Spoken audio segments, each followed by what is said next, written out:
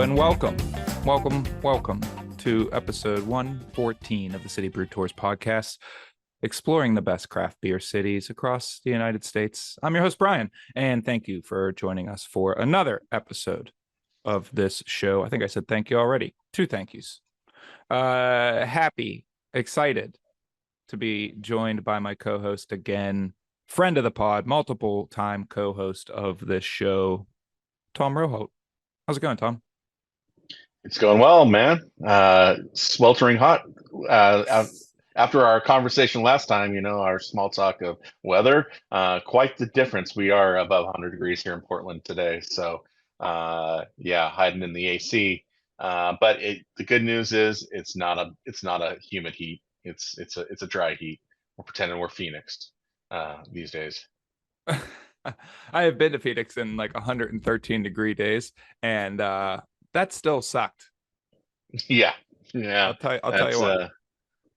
We I think it was 2 years ago we got to 116 in Portland, set a record, and that was pretty gross. Absolutely Spicy. Well, it's a cool 70 degrees here in Pittsburgh, and I went to the zoo today, so I'm feeling tired. I went to the zoo with a toddler, so she completely wore me out, and I am ready to drink some beers, and thankfully, that's what we do here. Absolutely. This is the show where we feature the best craft beer cities across the United States, and we're continuing our journey through the wonderful city of Portland, Oregon, the Rose City. And tonight we're featuring 2 breweries from that area. We have Old Town and Baerlic. Old Town, we are featuring their Pilsner, and we are also featuring Baerlic's Noble Stout. It's an oatmeal stout a stout brewed with rolled oats. And for those people not watching the live stream, there you go. You can hear the beer again. Good. We'll bring that bit back. And we'll also be joined by a guest tonight, someone that knows a lot about one of our featured breweries, and we might as well get right into that. So please join Thom and I in welcoming the head brewer at Old Town Brewing Company, Todd Britt. Yeah, and let's jump into it like we start all of our interviews off here at City Brew Tours podcast. Let's get into our quick sip question. Oh boy, can't talk tonight. Our quick sip questions. Another side note about today, I think I have had less coffee and caffeine than I have had in a single day in maybe 5 years, 6 years. I thought my problems were with other things. It is 100% with caffeine. I am completely off my game today. So let's start. Let's take that over again. Let's start with our quick sip questions. These are fast questions. We want fast answers, and they will help us get to know you fastly. Todd, are you ready? I hope so. Yeah. Cool. What's your favorite non-Old Town beer? That would right now be So I'm a huge fan of Steeplejack's Alewife, but I will say their Ordinary Bitter is contending that one real hard. So I think for right now, I'm gonna go with the Ordinary Bitter though. Excellent style. Underappreciated style. If you could we asked our guests last week the same question, but if you could resurrect one Portland brewery that has fallen by the wayside, that has closed its doors, which would it be?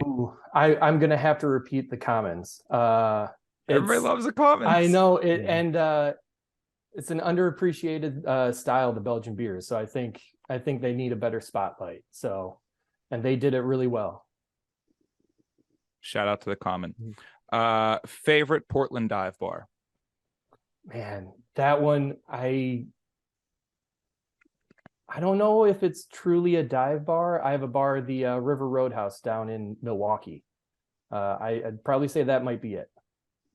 For folks I don't know if it's truly dive bar, but yeah, Milwaukee with an IE. Yeah, yes. There's a Milwaukee. It's part of Portland, just south of Portland. Yes. Very confused the first time I saw that. I was like, oh shit, Great Notion is moving to Wisconsin. Yep. What's your favorite place you've ever traveled, Todd? Um, I think I've always been fortunate that my parents took us on road trips. So just we drive through to Denver and see the Grand Canyon and see some stuff like that. So uh probably Grand Canyon. Yeah. Yellowstone National Park was really something amazing. Two great answers. And now, everyone's favorite quick sip question. Todd, Yep. have you ever seen Sasquatch? I have not. Uh or on an early enough morning, I sometimes think I see him in the mirror, but usually that's just I'm a bit more disheveled than I look right now, but never seen him. Just a less put together Todd. Yep. Exactly. Great. I think Well, it's time. yeah. Let's get started with the beers. Um, so the first thing that I noticed about this beer is the can and the new can art that you guys kind of instituted in the last year or so. It's a Yeah. beautiful full new wrap. Um, what else can you tell us about this beer, the Old Town Pilsner? It's an American style pill, so a more pre-pro style. So you're gonna get a little bit of flaked corn in there to add a little sweetness, but very mild. German hops come in nicely, so you get that little spicy, little grassy, little hay-like character just to kind of balance it out. But all in all, just meant to just be a nice, easy drinking lager for you. It accomplishes that well. Yeah. Yeah. Thank you. Absolutely. Yeah, it's like the beer equivalent of like a dry Riesling. It is exciting. It's got poppy notes to it, but at the end of the day, it's just solid in its fundamentals and really refreshing. Yeah. Really enjoyable.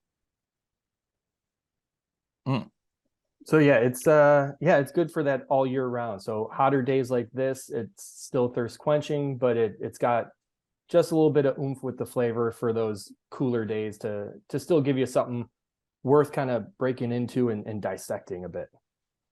Is there anything challenging about making this beer? Because I mean, obviously, it's very see-through, Yeah. perfect to the style, the color. The SRM is right on. How do you accomplish that in a lager? Um, I mean, Yeah. people think that it's easy to create because it's a yellow beer, but my guess No. is that there are some challenges for that. Yeah, there's a lot. First and foremost with the balance. I'm sure you may have heard before. If not, lagers are, even these lighter beers are more difficult oftentimes because one small step has a huge impact. So you can't really hide behind much with this one. You got to have your malt bill right. You got to balance it with the right hops at the right time. You got to have healthy fermentation, which is huge for lagers. And then, yeah, just knowing how you're going to clarify it. So for me, there's either two stages that you can do it with. It's either I use biofine, which is I think silica based. It's vegan friendly, which is helpful, but it just helps pull all that haze down. For my lagers, I do it twice to really help clarify it out. Or more often, I will run through a diatomaceous earth filter, so a DE filter. That just you run it through there. And you just kind of run it through a nice filter to get it crystal clear. Mm-hmm. And I kind of prefer the filter method just to make sure, that way you can really hit spot on the clarity that you want. You're not kind of wishing and hoping a little bit like you do with the biofine and the fining agents. Mm-hmm. Little bit more control over the process and the end Exactly. result. It's a lot more focus and work during the time, a bit more stressful, but at the end of the day, you have this beautiful clear beer that you can pull right off the tank and enjoy. I also want to remark on the new can. Here at the City Brew Tours podcast and other streaming podcasting type things that we've done, we've definitely featured Old Town, I think at least 2 times for the 12 Beers of Christmas. And I expected this certain can to show up that I was so familiar with. And now it's this full wrap can, like Thom mentioned. And these look great. It's a great redesign. And I love that it has elements of the old branding while also being kind of bold and different. Yeah, that was a big decision that that we didn't take lightly. So we really wanted to focus on the positivity that is Portland, and starting with the Stag. Stag has always been a part of Old Town as well as Portland in itself, and we never really utilized it to its fullest extent. So we wanted to really use that as our beacon. And then if you notice in the background, well, for you, the Pilsner has one of our many bridges here. Each can features a different element of Portland or the surrounding areas, so that we wanted to really show the positivity of the city and what we really enjoy and love about the place that we live. So we went with that. Is a food cart in the background of one of those? Because that's what I think of when Actually, I think of Portland. That may be the one thing we may have missed. We have Mount Hood.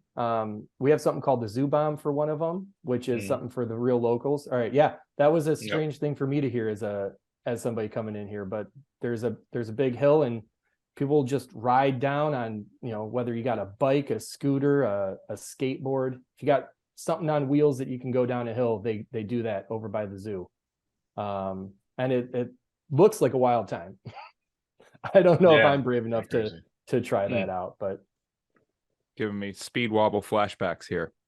And so one other thing though, too, just to touch on this, you guys are doing something with clothing, with this new branding and so forth as well, to kind of re-promote Portland and kind of the downtown area revitalization, right?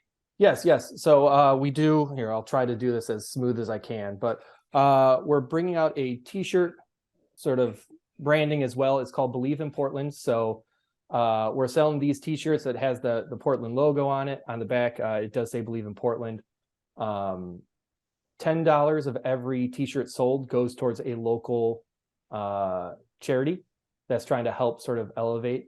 So the first one we worked with was Word is Bond, which helps young Black youth, just kind of give them a helping hand and try to just get them connected with the community and help them out. And then we're currently working with, I'm sorry, I'm blanking on their name, but they work with the homeless and drug and alcohol addiction, and helping people get off the streets and get them housing and the help that they need. Let me refocus myself there. Oh, that's a great campaign for the brewery, and I think a good service to the town of Portland. Yeah. We think it's just a little bit of positivity that we need to help kind of shine us in the right direction, or point us in the right direction. So to continue on the subject of Portland, the beer scene there, I think the phrase that I think of is genuinely authentic. There's this great appreciation for the process, ingredients that go into making good beer. There's great appreciation for the customer experience and meeting your guests where they are. And there's great appreciation for the differences that make each brewery unique. Where do you think that authenticity comes from, Todd? I would maybe think the diverse backgrounds of everybody coming in here. One of the things moving here, people often will kind of tell you, is you're hard pressed to find a local, somebody born and raised here at least, sort of thing. So I think you have a lot of people that are moving here from different regions, bringing something different for themselves. So it sort of allows us to get these different takes and different opinions on beer in itself, and how we can then elevate each other. So I can see how somebody from either California, Denver, Florida, or the East Coast, kind of how they approach customer service and how they approach making their beers, and what I can learn from that. And I think with the collaborative community element that we have here already, that helps sort of push us along and help us constantly evolve.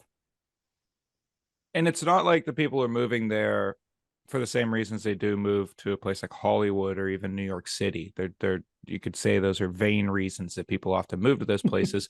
I think you find that people move to Portland because they feel like Portland's a place where they can be themselves. Yes, absolutely. There's the very much keep Portland weird. I think, yeah, but I think what's true to that is that there's something for everybody, no matter what your interests are.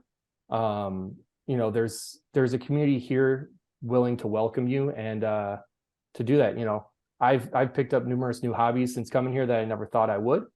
And it's helpful that, there are other people like that who are willing and to reach out and try and build that up. So people definitely come here to be themselves a little bit more. Yeah. Absolutely. As someone who was born and semi-raised here, it's Mhm. interesting to get those other influences. I did a horseshoe around the Northwest, so I stayed close, but finally came back here Yeah. to where it was. But we mostly welcome everyone who comes to Portland. That's for sure. There Right. is definitely locals sometimes have a little bit of a back and forth when prices start to rise. Yep. But yeah, but when it comes to beer, the melding of other thoughts and Mhm. other influences definitely benefits from that. So speaking of which, let's say you're opening a new brewery in Portland. What would you do to differentiate yourself and contribute meaningfully to such a well-established beer market? What would be Oh, your process? my true dream fantasy brewery kind of Yeah, thing. absolutely. Yeah. It would be cask focused. I've always, since the first cask pull I've ever drank, I've loved it. Hmm. And I'm just a big fan and big advocate for it. So yeah, that would be something I think for me is seeing if I can't push that style a little bit more and or that presentation and get people to appreciate it more. Do you ever get over to Horse Brass and I would say Upright? Upright has dedicated some time to some Yep. cask engines and so forth. It's a great place Yeah. to get Oh yeah. those pulls there. I try to get wherever I can. And usually if I walk into a bar and I see an engine, I don't even look at the menu. I'm just like, I know Yeah. what I'm getting. What's Yep, on I that? know. Hmm. What's that? I said, What's on what? that? Yeah. Yeah, you Oh point, yeah, you point what's at, you on? point at the beer engine. You go, Yep. what do you got on there? Yep. I do the same thing with Lucre faucets. I Yep. walk in, I see a Lucre faucet, and I'm like, I don't care what else you have. I want Don't need to explain it. I already know. Just open the faucet. Let's get drinking. Yeah, let's go. Let's Yep. go. Is there a besides the cask engines, is there anything at Old Town that you gravitate yourself to that you like to make? Maybe, not necessarily the Shanghai or or the Pilsner that we have in our box. Yep. Is there anything else that drives you? Um, I like diversity with my tap list. It helps kind of keep things from getting stale. I don't want, if I have 15 handles, I don't want 10 IPAs or 10 lagers or anything like that. I like to be able to mix things up. So, I mean, one of the nice things is when I was talking with our owner, Adam, he's very supportive of kind of any decision I make. So, and that encouragement bounces back and forth between us. So when he's like, hey, I love this idea of doing like a seasonal lager on top of the Pilsner, like to help with that. That was great because it does help me, explore more lager styles. I'm, along with being a cask fan, I was super excited to have Shanghai, an English style IPA. Get to throw some special malts into a beer and do things like that. So I like to kind of bounce between uber traditional things and then some of the more experimental. So I've done a few beers.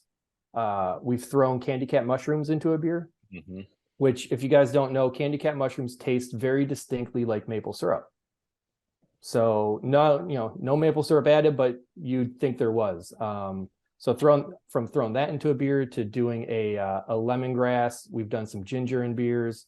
I did an horchata style stout, so cinnamon, vanilla, get this really rich, kind of sweet and spicy to the beer. I like to kind of throw those things in there and experiment as well. So I like that diversity.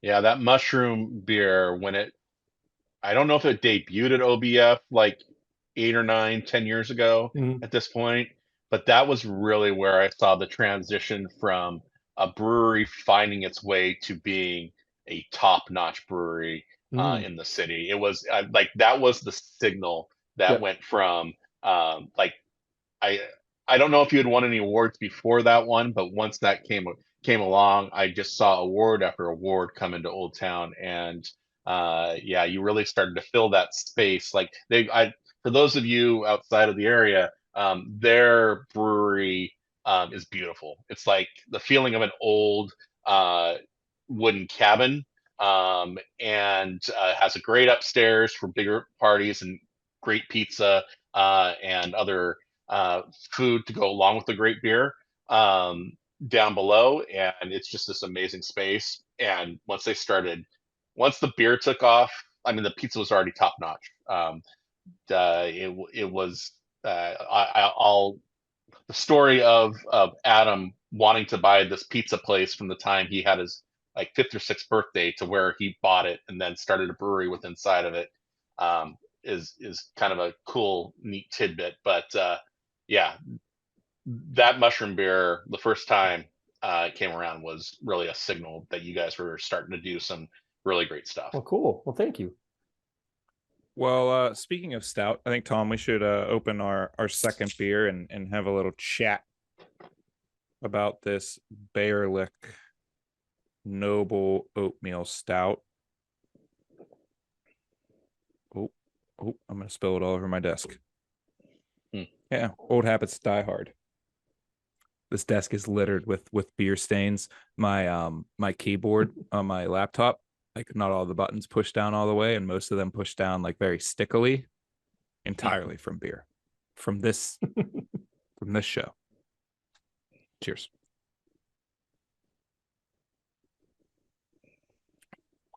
It's it's everything. It's so the Baerlic Noble Stout is a stout brewed with rolled oats. It has some pretty pronounced bitterness to it. It's 6.2% ABV with 60 IBUs, so almost in line with what you'd expect from a traditional American IPA in terms of the bitterness to gravity ratio. But those dark malts really bring a beautiful coffee and chocolate character, and the oats had a really nice mouthfeel to it. And you could see this like beautiful, like not caramel colored head, but definitely more than off-white head, and really good foam stability in there. I would imagine a lot of protein content in this mash, and it just makes for a very, very enjoyable beer, even if it is hot. Tom, what are your thoughts in the 100-degree weather out there drinking this nice oatmeal stout? So I didn't crack it because of that reason right there. I'm gonna save that. I'm gonna save that for a fall day out here. Once we get back, I'll keep it till September, and it'll hold well. But I've had the beer before, and the noble hops that they use in it really add a lot to it, and obviously that flaked oatmeal being used to smooth it out. The mouthfeel on it is super great, makes it kind of chewy almost.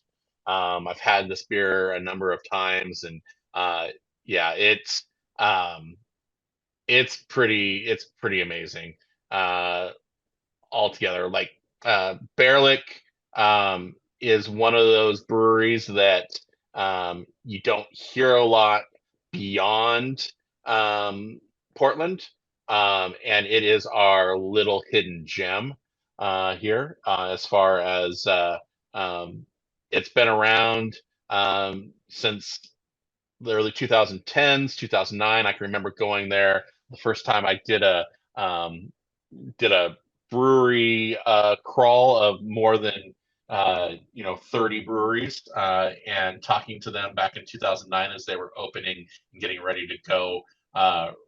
Rick and Ben Ben actually designed the old Bruvana logo back in the day. He was a graphic designer. Rick worked on bikes, which is very Portland as well. And they were both kind of home brewers, and they really came into their own along the way.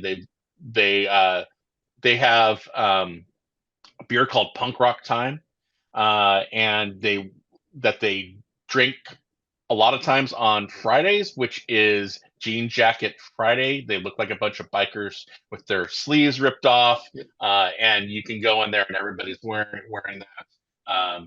They've also done the model of opening 3 or 4 different tap rooms around the area, so they are really accessible to the rest of the city. You can get their beer from them, and yeah, they're very much a heart of Portland when it comes to beer. So a really amazing place.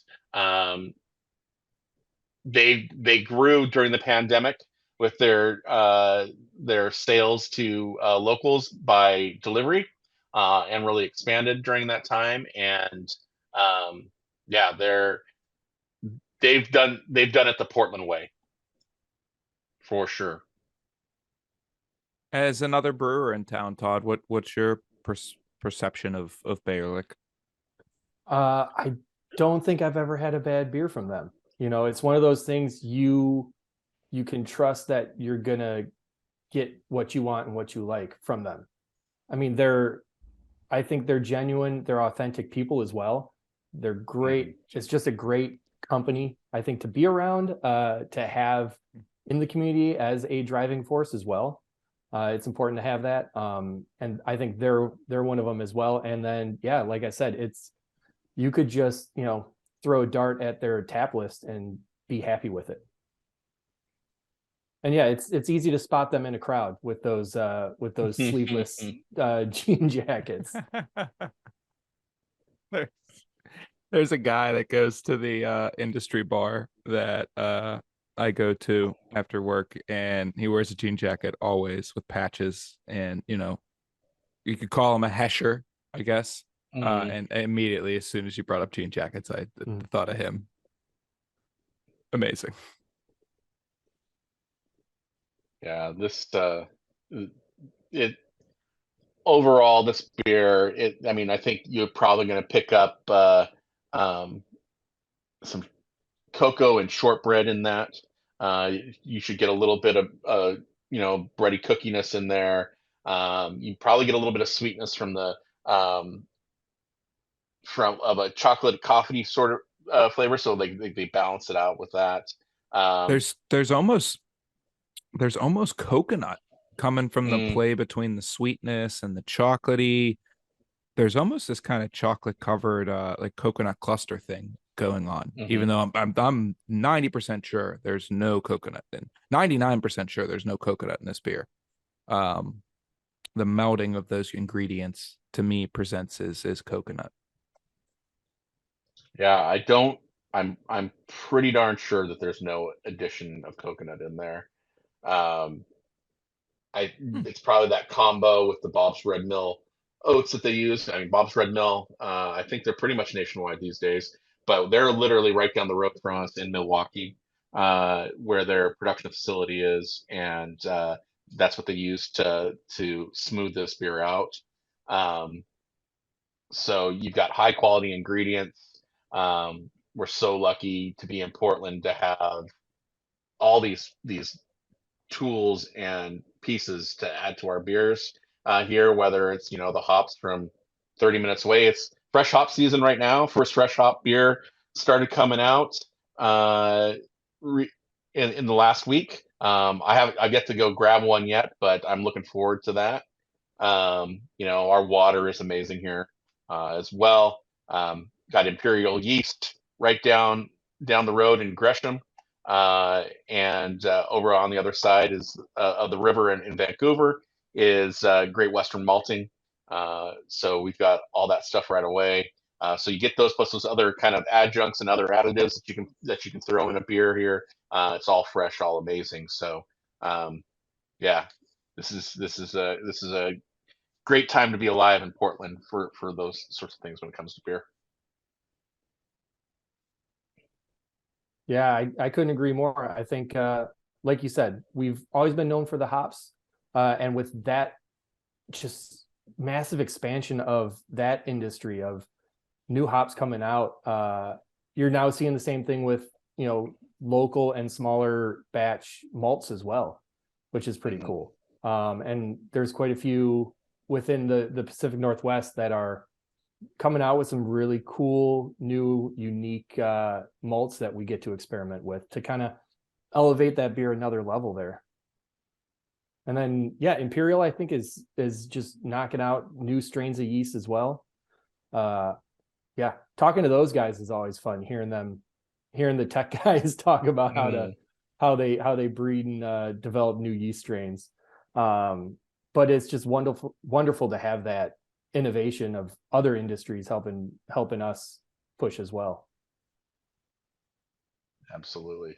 Get all sciencey and stuff. Do Yep. you get elbow deep in the science with them, or how do they guide you? And as best I can. I love to learn about it. Whether or not I retain it that well is another thing. I'm very good. I'm a very spreadsheet oriented guy. So like I can sort of get things figured out and eventually learn it down the line. But a lot of it is I won't know the hardcore sciencey names of them, but I'll retain the important aspects of it. I will listen, what do I need to do with this? How do I need to do it? And, what are some of the caveats? And I go from there to try and do my best to listen to their best advice. Absolutely. Are you as far as fresh hop season? What is Old Town doing anything along those lines? Yeah. I plan on doing 2 of them for this year. I just ordered my first one right now. Looking to do a Luminosa single hop pale ale to start off with, and harvest in that is coming up in about 2 weeks, I think. So I'll dry hop with that, and then it'll be available about a week after that, around, I think it's September 12th ish. And then I'll do a little bit later harvest IPA. I haven't decided yet which hop I'm going to do. I'm just going to wait to see what the schedule is and where we're at, because for those who don't know, truly best laid plans when it comes to fresh hop. You can't schedule it. You can do your best, but you better give yourself like a 4-day block on either side to say, because the farmers are going to tell you when the hop gets picked and when it's ready, and you got to come and pick it up that day. And I've noticed through the years that it's the sooner you get it into your beer after it's picked, the better. It definitely feels like it's an hours game, let alone a day's sort of game. So dang, with that being the case, yeah, it's I'm going to try and have the beer ready so that once I get the call, I'm going to run down to the farm, pick it up and bring it back and throw it straight into the beer. But because of that, who knows, in a month, when I want to do that second beer, what's going to be available when. So yeah, just going to play that one by ear. But I do want to do a pale ale to start, and then an IPA to follow it up. Excellent. Well, shout out to fresh hop season. It's just a wealth of good seasonal beers right now between fresh hop and Märzen making its return, Fest beer. We're soon going to be falling into the Oktoberfest season, which I love as well. Yeah. Doesn't get much better than fall and fall beers. Fall is the best season, and fall beers are the best seasonal beers. Yep. End of discussion. Todd, we're going to finish with our typical finishing question, and that is, what is one thing that you wish people knew about Portland? All the things out there that people know and might assume about Portland, a lot of times incorrectly. What do you wish people know? If you're the marketing manager for Portland, what do you want? I'm gonna go back to the idea of community. The fact that you can come here and explore different avenues. I came out here just with us in Old Town. We are now, I've gotten into chess, D&D, and I've always been a rugby fan. So like we have all three of those.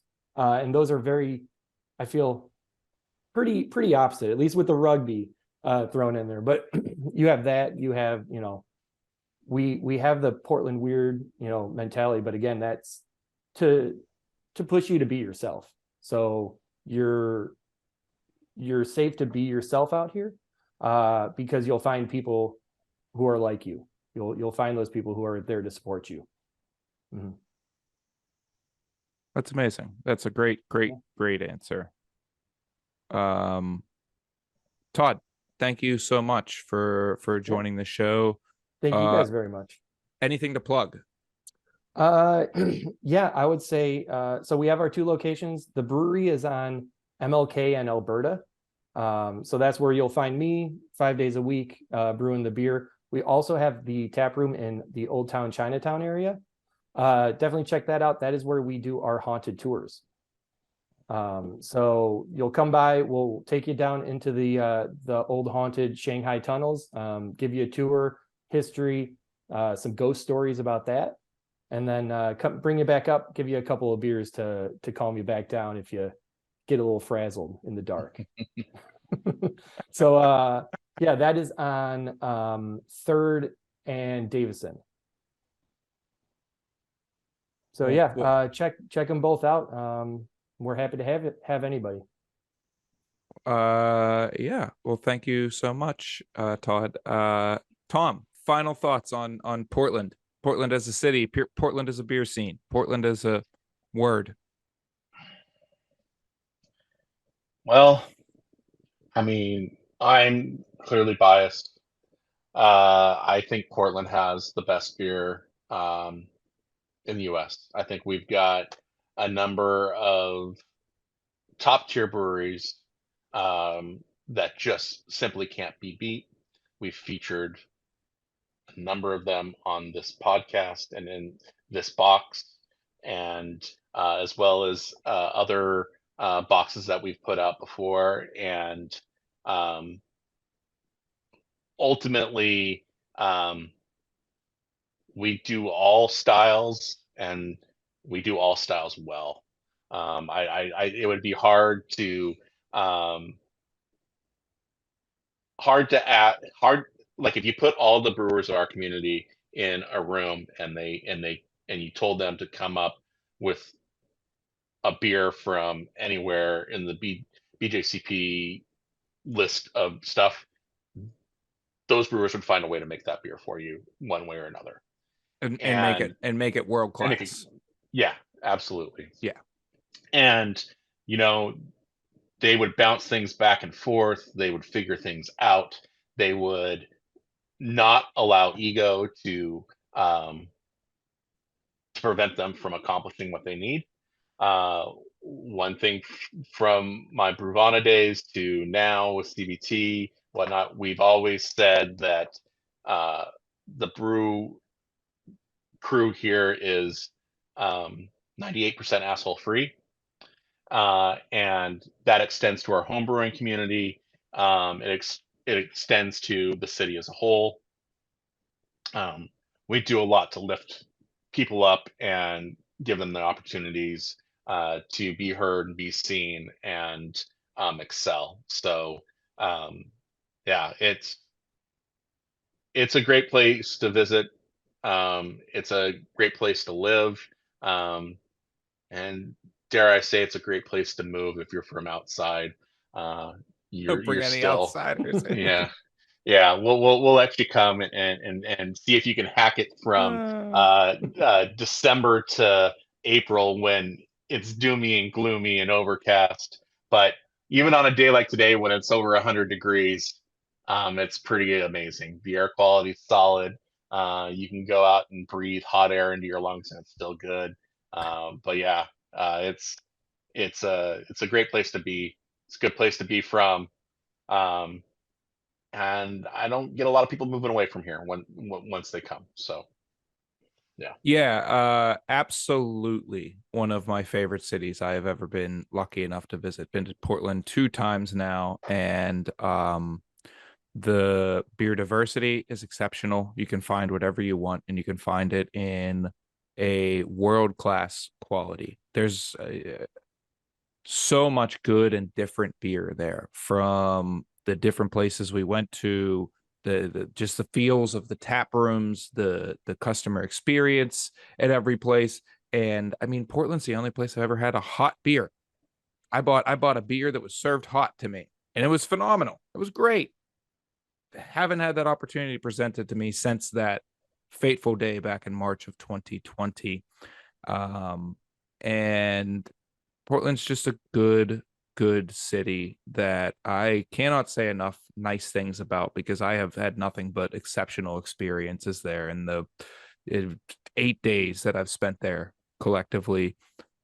You should really take some time and go and check out Portland. It is a wonderful city with an exceptional, truly exceptional beer scene. Without a doubt, one of the top 5 beer scenes in this country, and probably makes a very good case to be number 1. Yeah.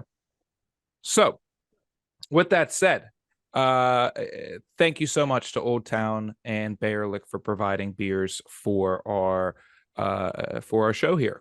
If you want to follow along on Instagram, you can find Old Town at Old Town Brewing Co. And if you want to follow along with Baerlic, they can be found at Baerlic Brewing. That's spelled Baerlic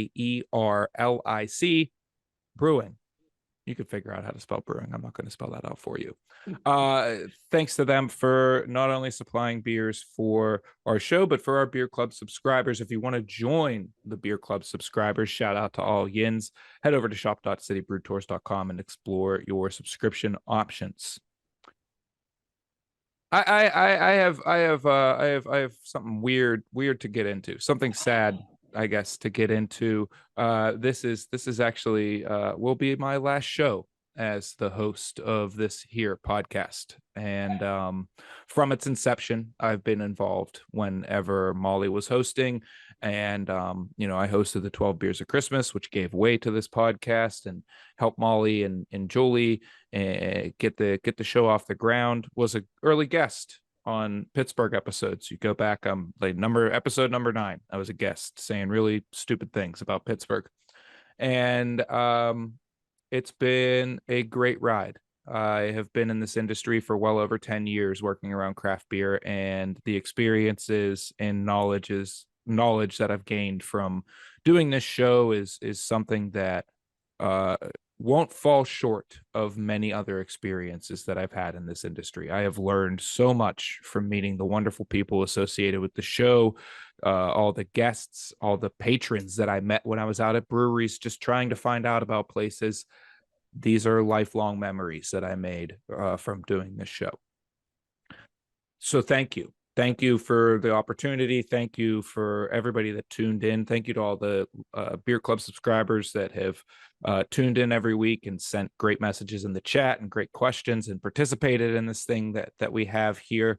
And a special thank you to our bestest friends of the show, the multiple co-hosts and the people behind the scenes that made this work, including people like MC, Isaac, Ethan, Glenn, our friend here, Thom, Franny, Ian, Julie, Laura, all these people that have either hosted the show with me multiple times or help it run behind the scenes.